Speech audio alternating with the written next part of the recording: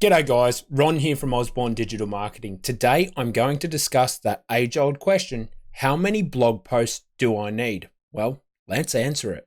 So what I've done and the way I'll run you through this thing today is I'll give you heaps of examples that you can actually use to ascertain how many blog posts you need to get in and win the game that you are playing. So whatever niche you're in, today we're going to be looking at basically hiking boots or shoes.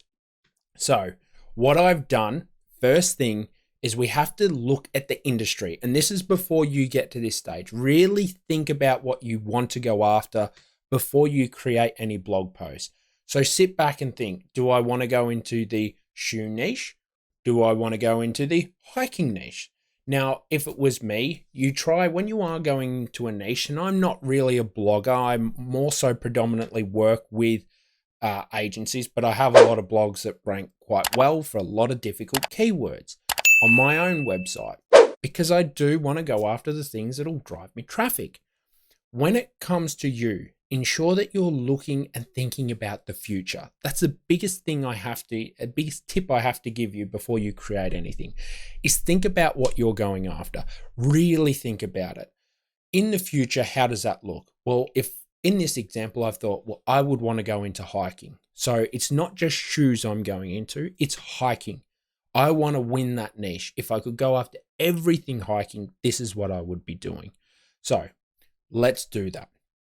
So I've entered in the best hiking boot for men, and this is where you would start. Start on a small category of a niche. Don't go all the way out.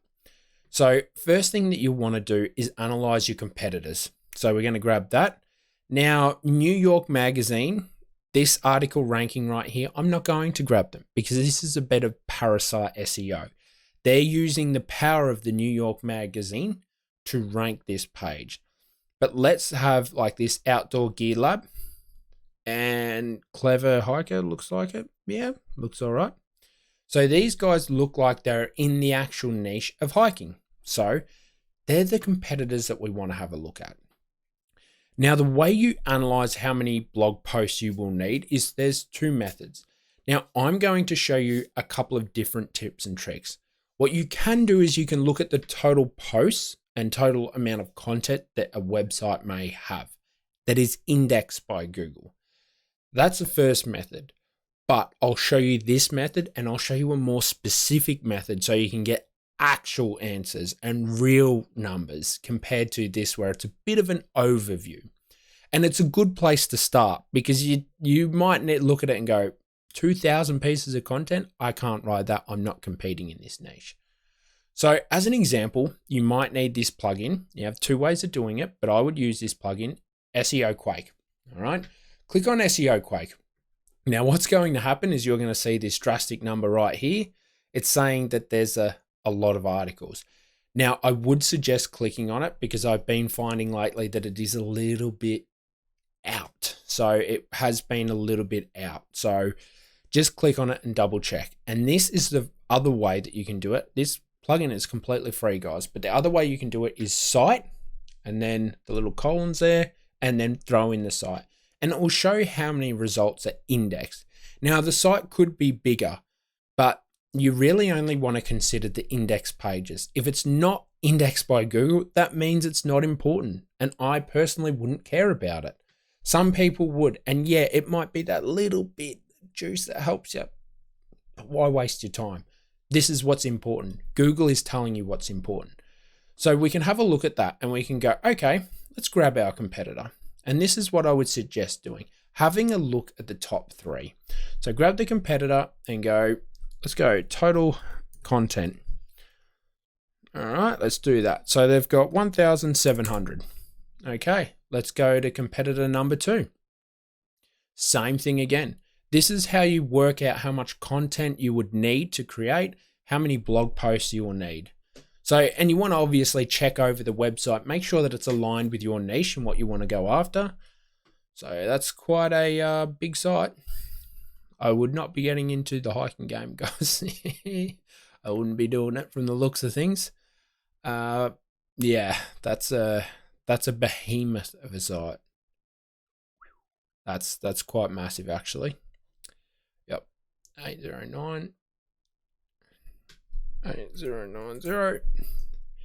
And then the final one, just have a look at this. Yeah, tent sleeping. So it does look like, again, it's in the camping hiking niche. So same thing again. Let's have a look at this. Google Index. Okay, so we're starting to pick up a bit of a theme here. You're going to need over 1,000 bits of content. Grab that, copy that. Paste that in here. Okay. Let's do, so here's the median. Now I like the median, guys, because it's smack bang in the middle.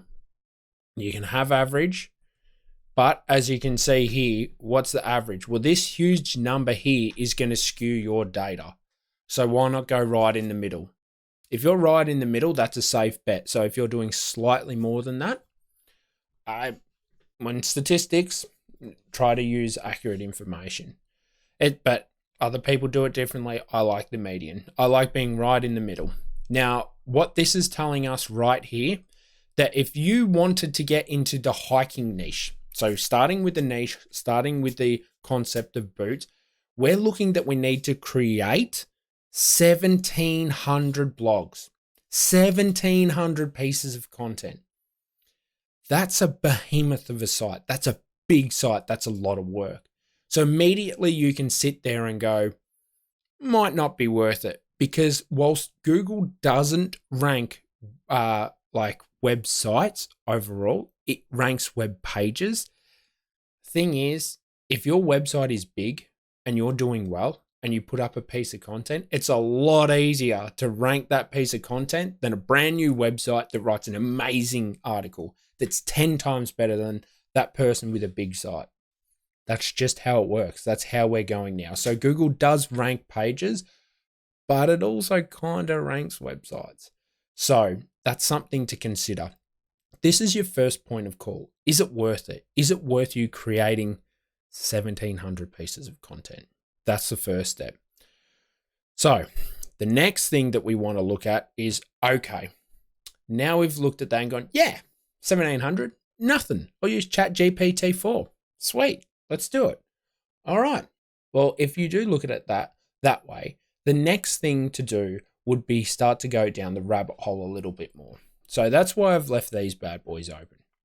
So let's say that you wanted to specifically start in an area, and I would strongly suggest, if your end goal is to get into the hiking game, that you consider that whilst building each stepping stone to get there. So let's start with the shoes. Let's really just consider shoes. So we want to win hiking boots, hiking shoes, that type of stuff. So essentially what you're going to need to do is boot. All right. So what this is doing now, what I've thrown in there now, will pull in anything, any title that they've basically got where they're talking about for this entire site. So the switchback travel, anything where they're talking about boot. So you can see now that there's only 977 results. It's quite significant. And we can do the same thing for all three. And this is a bit of a better way to get more accurate results about how many blog posts you need. Because you can start to sit here and go, well, I'm trying to get into the hiking game, but I need to start somewhere. And the most profitable spot for me to start my blog is with the hiking boots. Always start in an area first, and then as you start to do well in that area, then move off to tents, to pants, to shirts, to socks, all of that. The natural progression. That's how you would go about it. But as you can see here, they've still got 1,000. Let's also do these guys. Like, these are still behemoths, guys. That's still a lot of posts that you would need.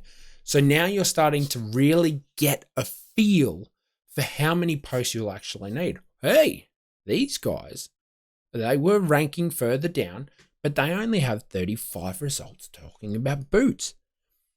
There you go. So that's something really that you want to look at.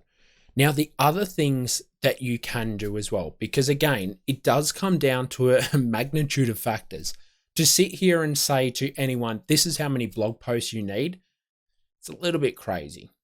But if you did, the other things that you need to consider are the links on the page. So where have they got the links going off to? Like as an example, down in the breadcrumbs, it might be challenging for you to see that, but it's going off to the page best hiking shoes. So they've written one for best hiking boots, then they've written one for best hiking shoes, which is why you should be doing this with shoes as well. Any variation. And you want to essentially gather that data, collect it all together, and then you'd be able to get an accurate number. So you can just scrape it, compile it all in, throw it in a Google Sheet, and then it'll spit out a real number. That's a lot of work, I know, but that is how you get the actual numbers of how many blog posts you need. That's how you do it. The easiest way is like the way I showed you. Throw the site in, you can see how big the site is for the topics that they cover overall. If you then want to niche it down a little bit more and check out that subtopic, the thing that you should be starting on, that's how you can go after it. Always look at the ones that are ranking really well, emulate what they're doing.